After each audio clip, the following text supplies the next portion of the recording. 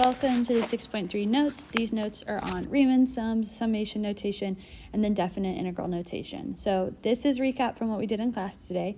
It says to find the exact area under a curve of f of x over an interval ab, you must use infinitely many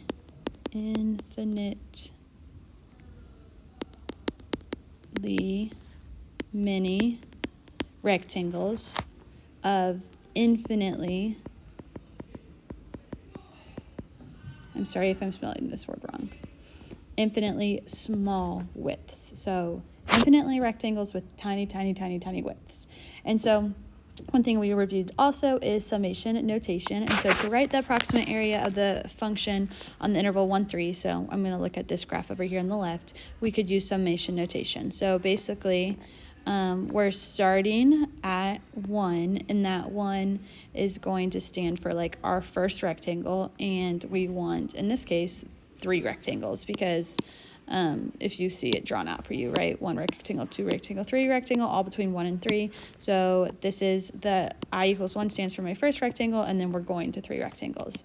And so you would just write f of x1 times delta x. Delta x just stands for the width. If you guys remember, we were using delta x to find the width. We were doing so in this case, you would do 3 minus 1 all over 3, and you would get that the width of each of those rectangles would have to be 2/3. Yeah, that makes sense. And so you would multiply each one by 2/3, and then this should be an I right here, and this basically stands for the height of the first rectangle. And so then you would write this, f of x1 times delta x, which again stands for the width, plus f of x2 times delta x plus f of x3 times delta x. And then the x1 would just depend on, if you're using a right Riemann sum, right, you would use these measurements. And so that's what you would put in for those numbers right there. But to write the exact area using summation notation, you would basically find the limit of this. I'm going to use n. So the limit of the function notation. So essentially you're starting still at 1, but then n means instead of having 3 rectangles, you're going to have an infinite amount of rectangles. And then you'd use the same notation here. And so that is an expression that you would use to represent the exact area from 1 to 3, because you're having infinite rectangles, and then there's going to be infinitely small there's going to be an infinitely small area there, and width. If you think about that, because you are having infinite rectangles, you'd essentially do 3 minus 1 over n, and that's what would be standing for our width. But what that equals, the limit of the summation notation, that is exactly the integral symbol, and this is called a definite integral. And so and we've used this before, but this is exact, and where it comes from is this idea right here. And we'll use calculus a little bit later to figure out how would we do that with an equation by hand, but we're going to kind of start exploring that idea. So this is the exact area under curve. So that's just how summation notation connects to integral notation, and you will see those. But we're going to do this next page, and we're going to use the definite integral notation, and we're going to find exact areas here. And so this is going to be a little hard for me to do, but basically we're given this sine curve right here, and it tells us the exact area under the sine curve between 0 and 2 is shown. So it's just telling us that this area is 2. And so all the answers from here on out are going to be exact areas, because this is definitely 2. This is what this problem is telling us. So we're not using any Riemann sums. We're just told the area, and then we're going to use that area to figure out the area under the curve for all these sections. And so we're going to start, and we're going to find the area under the curve of sine of x from pi to 2 pi. And so that is this space right here. And if you notice this space, it really matches this, right? But there is a key difference. One is above the x-axis and one is below the x-axis. And I don't know if you guys remember this, but on the very first day of this unit, we were using that graph to find the amount of snow that had accumulated in Janet's lawn. And when it was below the x-axis, she was actually losing more snow than she was gaining. And so that was taking away. And so if something is under the x-axis, it is actually negative area. And so the answer to this one right here is -2. And so under x-axis is negative area.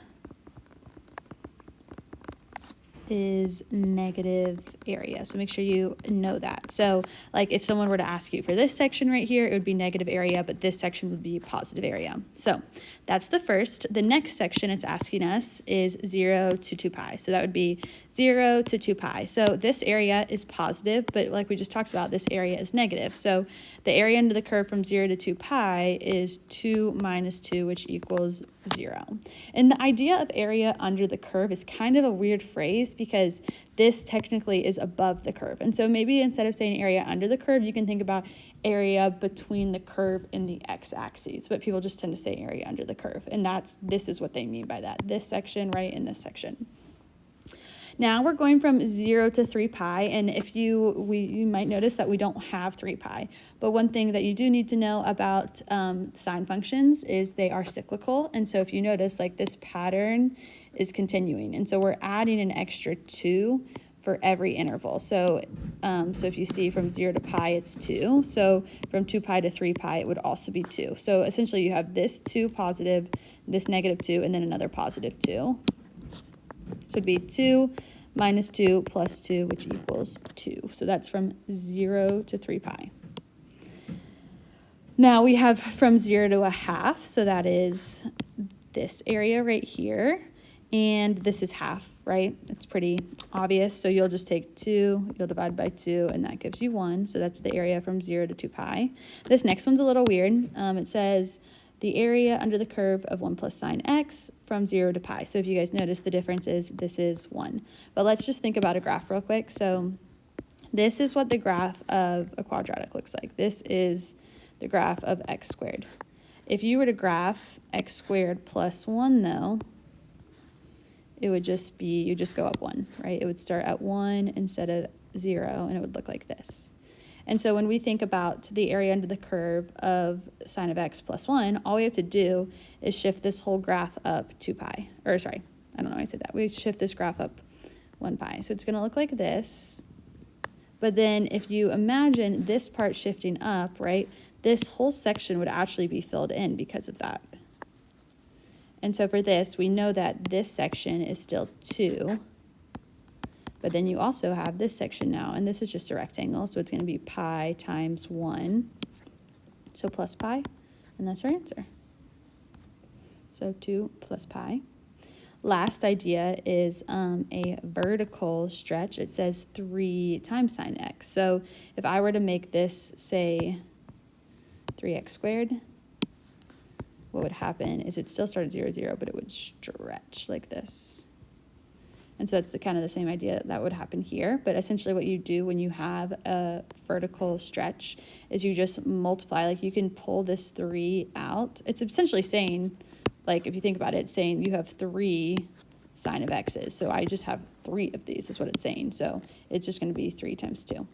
And that equals 6. And what you can also do is you can just pull this anytime. It's kind of like the way that derivatives work. When you have a coefficient, it just kind of chills. You can pull, and we'll go through more of these in a couple of days, but you can actually just pull the 3 out of the integral symbol. And then again, you would see it's 3 times 2. But logically, it's just saying you have 3 sine of x's, so you just multiply it 2. So those are how those problems work when you're given the graph. Now, sometimes you're not going to be given the graph, and use the graph of the integral. Hold on, let me see what yours looks like. Okay, yeah, so yours says f of x equals -2 for x over 2 plus 3 dx. Okay, so you might be like, what are we supposed to do here? We have no graph. Well, we can always create the graph. So it says use the graph of the integrand and areas to evaluate the integral. Well, we don't have a graph, but we can make one. So I am going to do a little sketch over here, and I'm going to try to be as accurate as possible. I have to go from -2 to 4. So I'm just going to go ahead and mark from 2 to 4.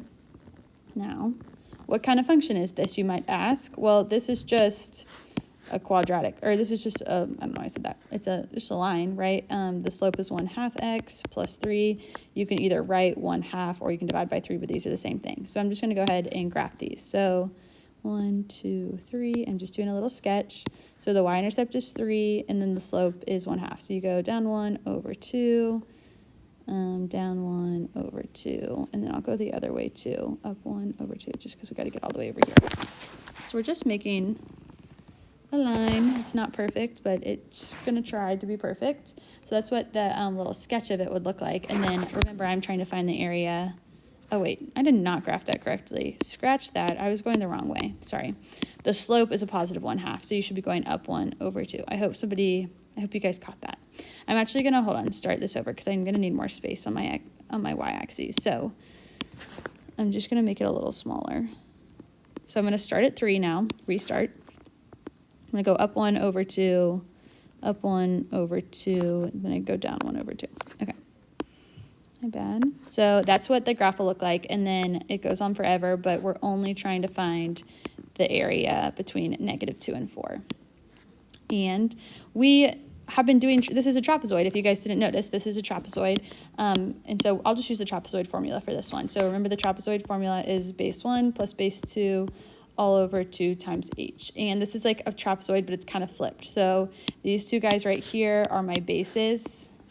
And then the height is the one that is a right angle, like that would intersect at a right angle of the parallel line. So let's start with the bases. -2, that looks like it's about 2 itself, but if you're not necessarily sure after you do the sketch, you can just go ahead and plug in -2 into the equation, and I'll get -1 plus 3. So that's definitely 2. So one of the bases is 2. And the other base, same idea, I can just plug in 4 into that equation. So I'll have y equals 1/2 times 4 plus 3, and that ends up being 2 plus 3, which is 5. So that's the other base. And so I'll divide that by 2. And then the height, that one I don't have to do much math. It's 1, 2, 3, 4, 5, 6. So times 6. And that equals 7/2 plus 6, times, which is 42/2, which is 21. And so what you can write is this is the exact area, right? Because I didn't do any estimation there. Like, this is just a trapezoid, and so it works out perfectly. So the area under that curve from -2 to 4 is going to be 21, and then you can write units squared. Units squared. Okay, I think we have one more problem. So the reason we don't have to do Riemann sums for any of these is because these make exact shapes. They're not like the curve here, it's a line, and so that makes a trapezoid. And here, the sine curve, we were just given that information. So that's why we don't have to use Riemann sums here like we had to use for the other ones, because these are exact. So here's our last one, example 3. It says the function is f of x equals the integral from 1 to 2 of -2x plus 4 dx. So same idea, I'm going to do a little sketch of this graph over here. And so it's going to, we're only going from 1 to 2. So 1, 2. And then it starts at 4 and it goes down 2/1. So it starts at 4, 1, 2, 3, 4, and then it goes down 2/1. Down 2/1. I'm going to move my 2 over there so it just looks a little neater. My intervals aren't very accurate. Okay, so down 2/1. So good, that should be a straight line. It's just like a little messy because it drifts more. I'm going to zoom in. Okay, just like that. And so this is just a triangle, so I'm just going to find the area of this triangle. Triangle formula, if you remember, is base times height. So this is going to equal, start with the base. The base, it's only from 1 to 2. Oh, so sorry, I actually only need to find the area. So it says from 1 to 2. So I actually only have to find this area right here, right? So I have to find this area right here.